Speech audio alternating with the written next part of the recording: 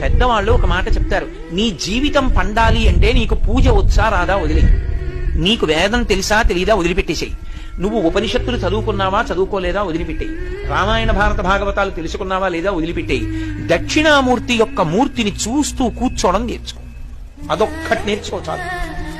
ఏమక్కర్లేదు, ఇంకా దక్షిణామూర్తిని పెట్టుకుని రోజు కాసేపు ఆయన్ని చూస్తే చాలు. మీకు నేను ఇంకా విచిత్రమైన విషయం చెప్పనా, సంటి పిల్లలు కొంచెం కొంచెం పెరిగి పెద్దవాళ్ళు అవుతున్నప్పుడు ఇంట్లో అందమైన దక్షిణామూర్తి విగ్రహం ఉండి, విగ్రహం అంటే ఫోటో కనీసం ఉండి, పిల్లలు కాసేపు దాని వంక చూడడం అలవాటైతే మీరు చూడండి, నేను యథార్థం చెప్తున్నా, పెద్దలు నిర్ణయం చేసింది, వాళ్ళు కళ్ళు తిప్పి ఆడుకుంటూ ఆడుకుంటూ పాకడం కూర్చోవడం వచ్చినప్పుడు చూసినప్పుడు వాళ్ళు నిశ్చలంగా కాసేపు ఇలా దక్షిణామూర్తి వంకే చూస్తారు.